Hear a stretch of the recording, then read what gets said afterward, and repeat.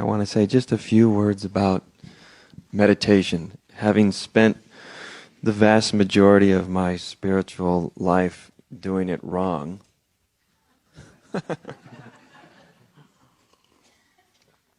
and since it's a thing that spiritual people are sometimes inclined to do, I think it's important, or it can be useful to understand, because in today's modern spiritual culture, meditation is both overvalued and undervalued, depending on what sort of spiritual culture you tend to find yourself in.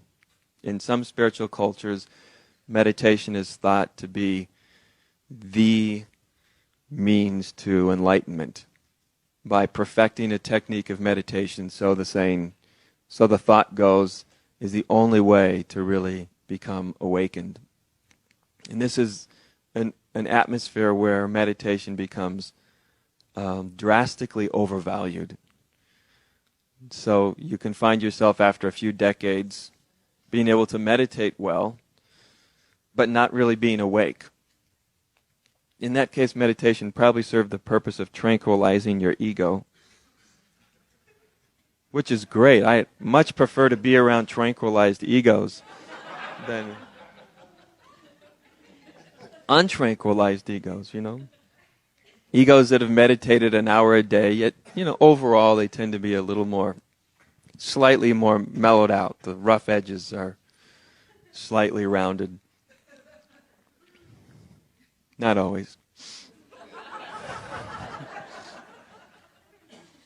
Especially when their meditations in the morning didn't go well, then we can be difficult to be around. And then, of course, there's spiritual cultures where meditation is totally undervalued. I'm sure, as some of you well know, that in some of the, not all, but in some of the sort of modern-day neo-Advaitic circles, that meditation is somehow looked down on as though only neophyte greenhorns would ever think of meditating. And all those that are advanced would never even dream of the thought,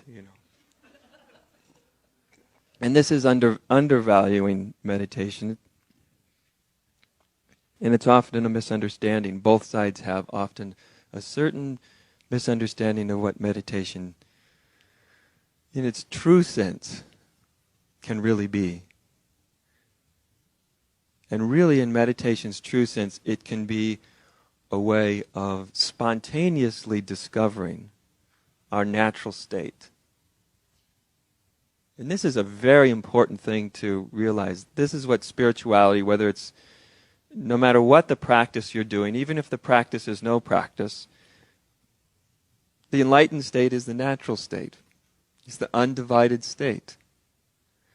And so we don't get to an undivided state or a natural state through unnatural means, by and large.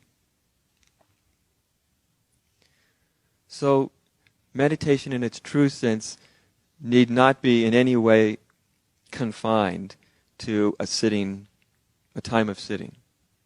It's fine to have a time of sitting. But if we really understand meditation, we really understand what it's trying to introduce us to within ourselves is the natural state. Now, we can't create the natural state, can we? We can only create unnatural states. That doesn't mean those unnatural states are bad, it just means they're not totally natural, which means without effort. So, in the true state of meditation is when we fall into that state where we are absolutely ceased to manipulate our experience in any way. That's essentially meditation in its true sense.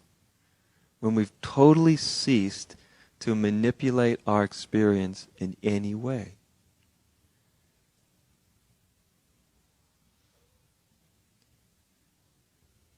Anything else is manipulation, which means it's control. It's mind control. You can produce many pleasant states through mind control. You can produce extraordinary experiences through various forms of mind control, but you can't produce the natural state through mind control. You can produce many mystical states, but you can't produce the truly natural state. So meditation in its true sense, whether one's actually sitting in a formal meditation or just going about your day, is actually a description of what our natural state is. So it's not only, say, a practice, but it's also a direct description, a telling of what our natural state is. Our natural state is a state in which we are not manipulating our experience in any way whatsoever. That's why the central thing when I talk to people about meditation, whether it's formal or informal meditation, is you just let everything be as it is. And this sounds very simple, and it is very simple to let everything be as it is. But it's also very telling for many people when they just have this very, very simple direction. Let everything be as it is. And when you notice yourself manipulating your experience, which means trying to be peaceful or quiet or silent or stop your mind or watch your mind or do this or do that, any way of manipulating your experience, you simply notice it and let it go. This gives the mind very little to do, except notice manipulation and let it go. But in this kind of meditation, the mind isn't guiding anything. It's not leading the way, as it so often is in meditation. The mind is actually leading the way. It's forging ahead. It's directing the show. And then we wonder, after 20 years of meditating, why haven't I found the natural state?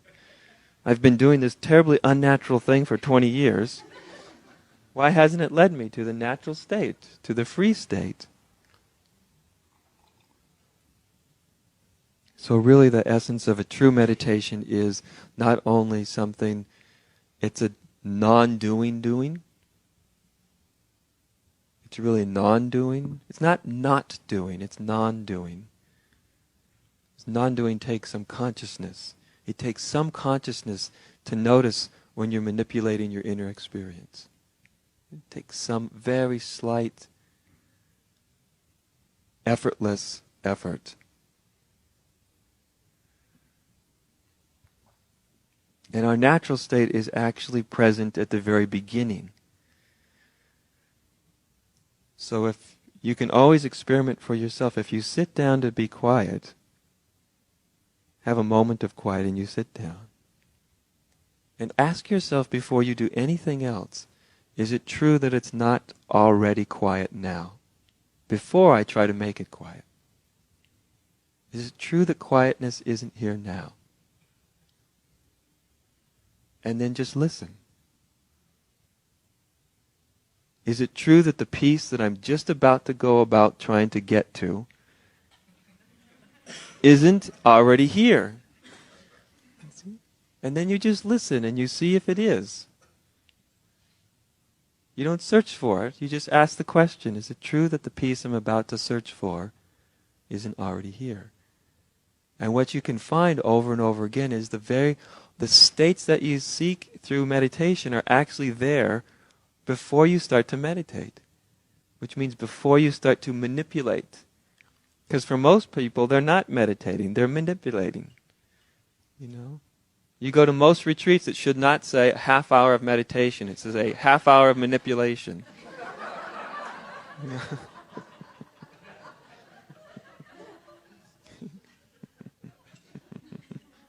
Stop your mind, control your breath, watch this, watch that, do this, do that, blow through that nostril, suck in through that one. You know?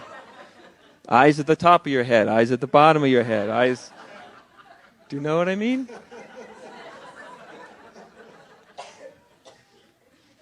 Which is actually very telling when you really look at what's going on.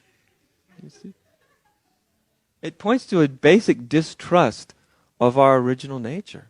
That's what it really shows. It really points to this very human experience that actually pervades almost all religions, some more overtly than others. In the West, it pervades our religions more overtly. In the East, it's less overt. But it's this same sense of original sin. It's this same sense that we are to be mistrusted. That if we actually just let everything within us be, that we'd be horrific monsters. Basic distrust of oneself, right? And it's in the West, of course, it's right up front with, the teachings of original sin and stuff, but it's also there in the East. It's subtler, it's softer, but still you find, endless teachings about battling the ego and the such. So when we see that what's often operating in our spiritual lives is actually a mistrust of our deepest nature, not simply a mistrust of ego. Ego is not to be trusted. This doesn't mean ego's bad. It's just conditioned. It's not to be trusted. But we don't just distrust our egos. For most human beings, it goes far deeper than that. We will mistrust the very essence of our being, the very essence of ourself.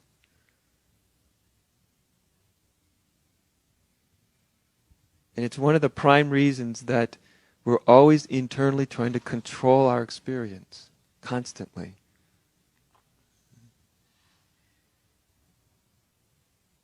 So true meditation really is to let go of manipulating our experience.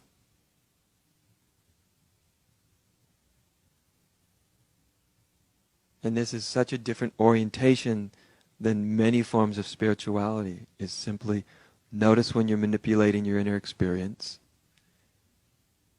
And through noticing it, it'll let go. It'll let go. Just through noticing, you're manipulating. You're saying, I don't want those thoughts. You're manipulating. Even subtle forms of manipulation. I will follow my breath. You're manipulating. Unless awareness just happens to spontaneously want to follow the breath.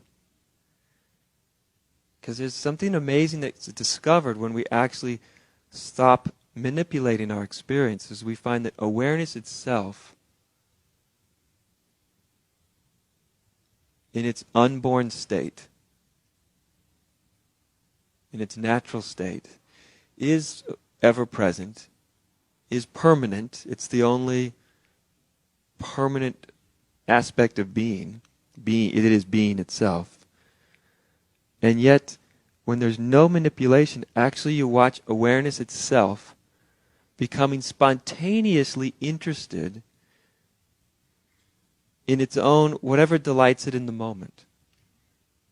So, if you ever have had that experience, which I'm sure some of you have, maybe most of you, if you're sitting in quiet and you have no intention, no idea of what should or shouldn't be happening, and you're not manipulating your experience, sometimes awareness will just rest in itself.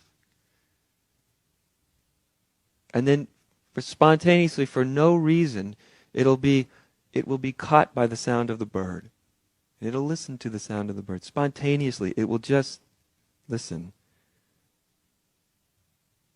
And then it'll hear the rustling of the wind in the trees, and it'll listen to that. And then it may spontaneously rest in itself again. And when left completely uncontrolled, there's sort of a natural rhythm to our nature. It's not that it just remains so immersed within itself that it never notices anything, but it has a rhythm.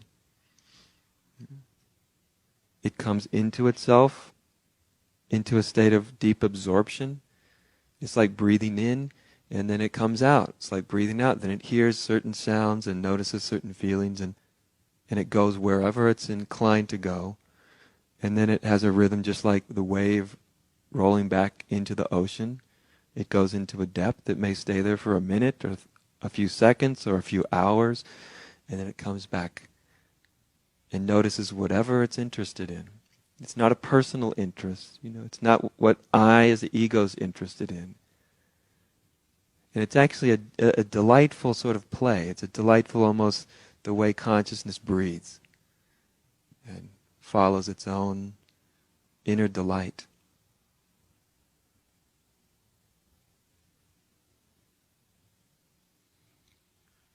So as I said, this isn't simply a practice, it's also what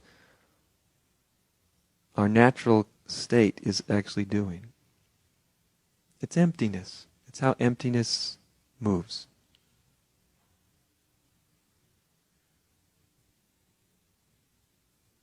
And the fewer ideas we have about how things should be, then this unborn nature moves in a natural way, a totally spontaneous way.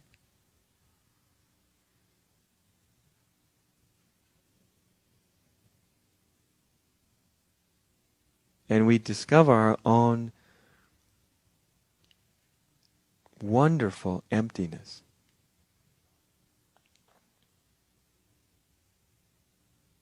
We could also say formlessness, our true nature, beyond thought and self-image. Not beyond as in the sense of beyond farther out there, but beyond in the sense of closer, or what we say in Zen is the backward step. Stepping backwards, that's what beyond really means. It doesn't mean out that way. It means back this way.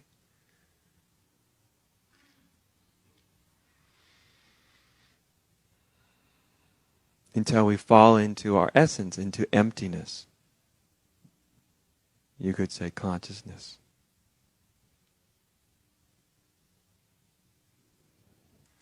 And when we fall into our essence, into what we really are, into emptiness, that's the realization of our nature. That's when we realize, wow, I thought I was somebody. And I find out I'm not. I thought I was Adyashanti, and I find out I'm not. Wow, how fun. And as an extra added bonus, the Adyashanti guy gets to keep running around.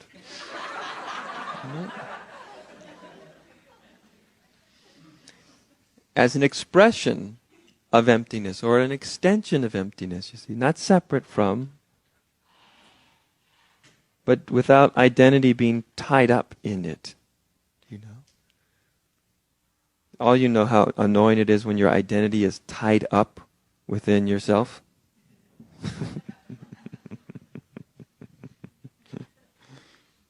The search for a better and better and better identity, you know. And so emptiness is not just a certain description of our true nature, that we are emptiness or spirit or consciousness. But also emptiness is also our true nature, and it is also a process that when we realize our true nature, the process of emptying gets kicked into very high gear. And some of you have, I imagine, have realized that through yourself. When we realize that we ourselves are the empty awakeness, then the process of emptying really often gets kicked into high gear. Emptying in this sense means emptying out of our beliefs, however many may remain, our fixated points of view, our ideologies. I like to call it our little place in the universe. Which is really what a me is. It's my little place in the universe. And the world needs my little place in the universe. It needs to know about my little place. It needs to know what I think. It needs to know my opinions. It needs to know what I agree with. It needs to know what I disagree with. It needs to know who I think is a rotten crud. The universe needs to know who I think is wonderful and lovely and enlightened. It needs me. Otherwise, I'm sure the whole universe is going to go to hell in a handbasket.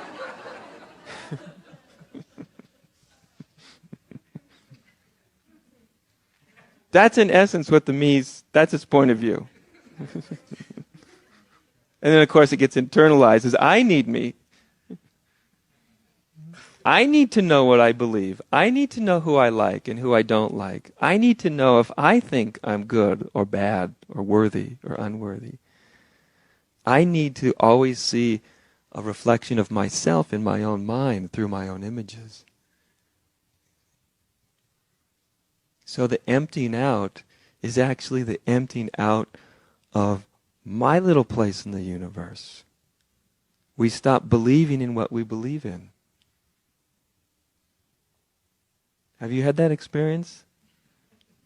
That your little mind may kind of have a little point of view or belief, but when you're not in your mind, you don't believe it. You don't believe your own belief. You don't buy your own opinion.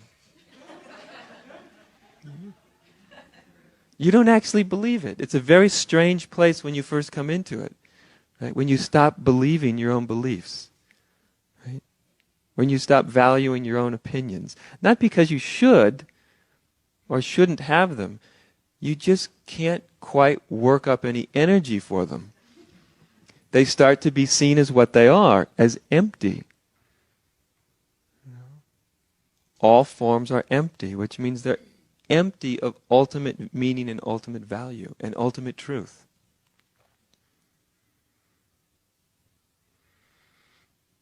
And this sounds really good until it really gets cooking in you. And often then your mind, what's left of your mind or your ego, starts to get very frightened. Who would I be without all of that? Well, if you've woken up, you already know who you'd be without that. You'd be nothing. But even when you know you're nothing, most people that I meet still think that the world needs their ideas. Because they think, well, what would the world be like if I dropped out of all my ideas, beliefs, and opinions? And then everything starts to get very real and very scary. And we often grasping onto what we think the world needs.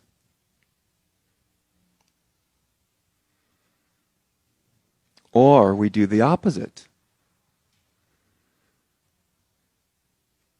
which is a deep belief in no beliefs.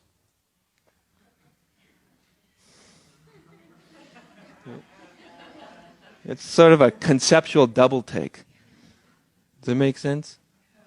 You've heard it. You've been in these circles long enough.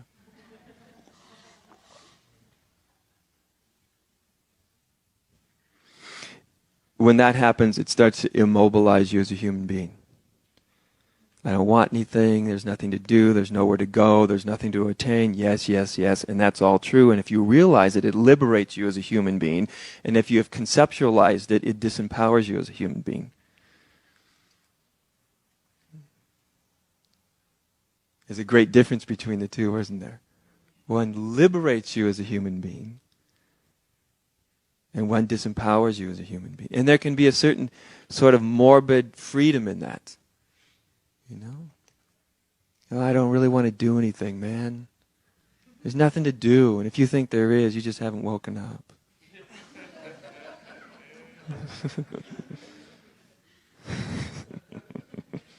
You have a couch I can sleep on?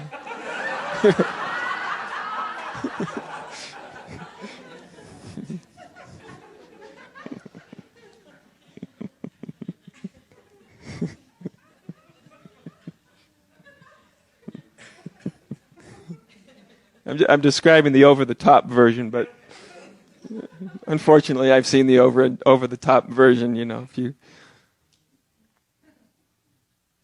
But there is sort of a certain morbid freedom in that. But there's not life in it, right? Because it's still conceptualized. There's nothing to do, there's nowhere to go, there's no one to be. All that is true, but when it's realized, it's very enlivening. It's not deadening.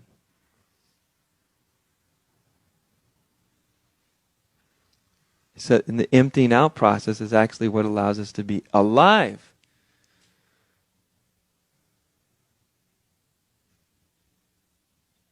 Because our inner energy is no longer being constantly occupied with everything we think and believe and our sort of little agendas for everybody around us and for ourselves and for life. And you see what I mean? And it's easy to talk about, but like one of the places I give satsang regularly is up in Oakland, which is right next to Berkeley. And in that whole, and as soon as I talk about this, people will get very freaked out. They think, well, what about, the tree cutters and the polluters and the, and they're like, wow, I can't let go of my idea. You can feel the fear. Are you telling me to let go of that? And I say, I don't care what you do. You don't have to let go of anything. I'm just telling you the way it is. And they go, but are you saying that I should just sit on my couch and not do anything and not do the protest marches and not send, money to save little children and feed the kids in Africa and whatever, and I should just do nothing? And I say, no, I don't think I said that. But you hear the mind getting very fearful, you see, because the mind can't imagine that state. It can't imagine that life. It literally can't imagine it. So the only thing it can conclude is that it would be a totally disengaged life. And in many ways an irresponsible life. That's the only thing the mind, who hasn't realized it, it's the only thing it can conclude. And some minds like that idea, if they're prone to drop out. And some minds don't like that idea if they're prone to ideology, even if it's the ideology of the good, which is actually the hardest ideology to let go of. What would happen if you let go of seeing the tree cutter as the bad person, as the enemy, as wrong? See, the mind doesn't know what to do with that. So it goes into all sorts of chaotic conclusions.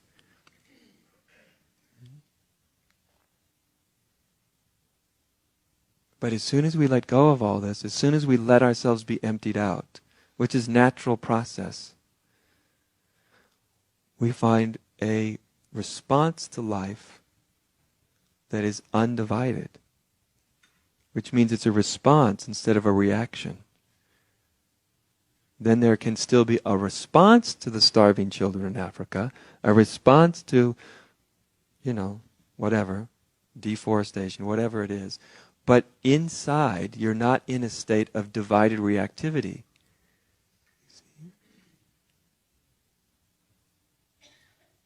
But when you let go of your points of view, the scary thing is you have no idea what life will choose to do with you. It may decide that you're no longer going to be a radical. It may just that's not going to happen for you. You're going to do something else. And it may be that you'll find yourself very involved with things you never thought you'd be involved in. But your ego won't have any part in the decision. And that's what's frightening to it. Because ego doesn't believe that life can take care of itself. That if everybody spontaneously, completely let go of all their manipulation of themselves and others, ego really believes that the world would not take care of itself. That would not bring into manifestation exactly what's needed. And so it tends to hold on.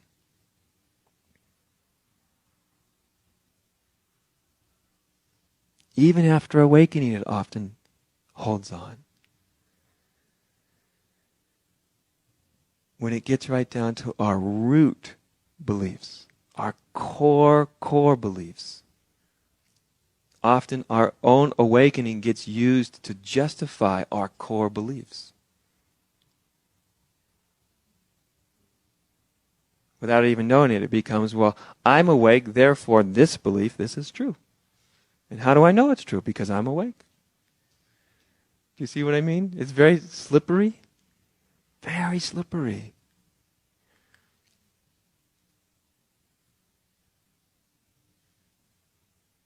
But when we look into the state of awakeness itself, you see,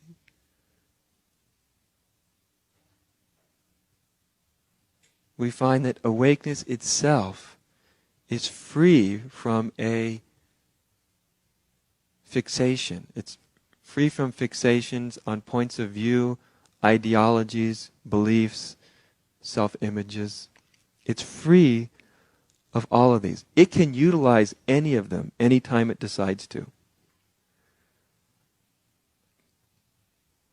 It's free to become as active or inactive as it wants to. Nothing's lost. It can become totally active as soon as it wants to. Or it can become completely inactive whenever it wants to.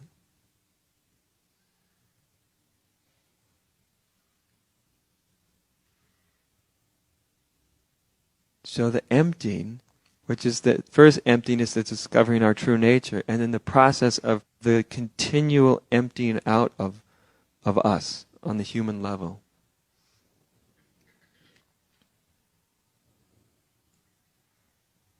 This is what freedom in its active aspect really comes to mean. The more emptied we are, the more freedom can actually move. Not simply be realized, but actually function. Because as soon as we have an inner fixation, that freedom, when it goes to move, it's going to hit that fixation, and you'll feel it's going to fracture inside. It's going to go into reactivity instead of a response.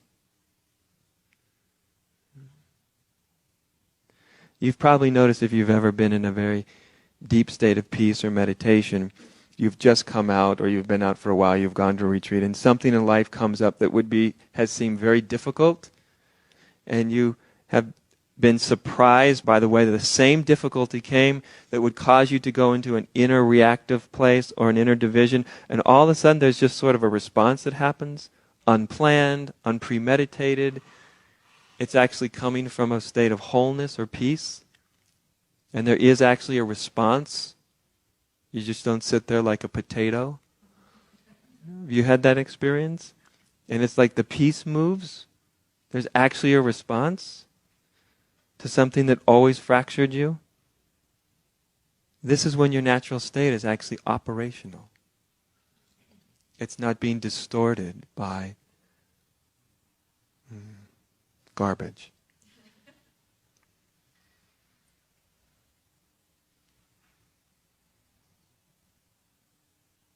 I've always thought that the best example of this, because it's the most extreme example, an extremity that most people will not have to deal with, but the most extreme example of this was actually when Jesus found himself in foreknowledge of that he was going to have to be crucified.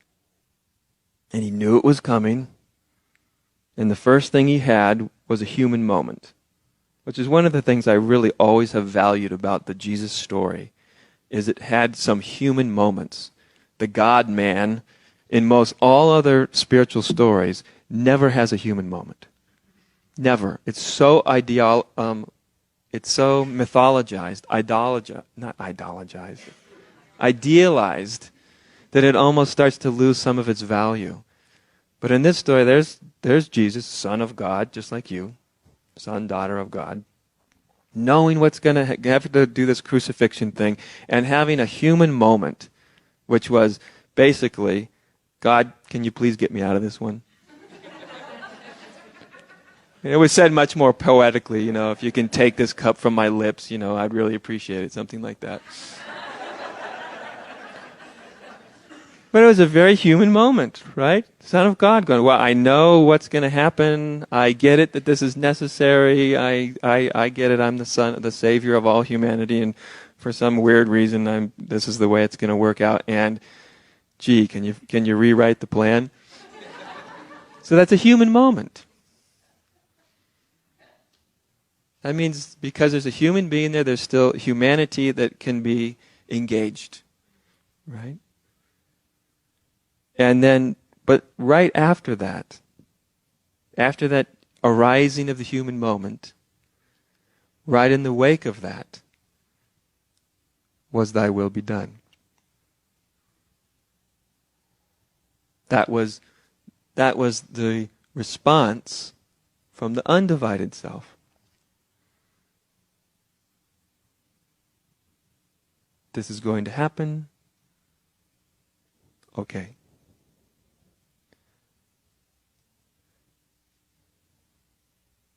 And so this was a response, right? Just a response from a standpoint of foreknowledge. Most people don't get foreknowledge, it's just right in the moment. But a response from foreknowledge rather than a reaction from foreknowledge. The first moment was a little bit of reaction, human reaction. You know, no, please no. And then what was deeper arose. Ramana used to say a beautiful saying. He used to say, to try to get rid of your ego would be to try like trying to get rid of your shadow.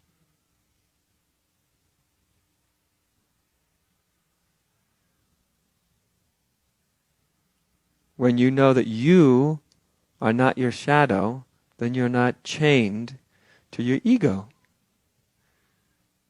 But your ego still may be there. It still may arise at moments and say, nah, would like to not have to deal with this. And then in the effort to not outrun your ego, your shadow, which would be silly, which spiritual people are really good at doing, trying to outrun their shadow, which is actually a shadow activity.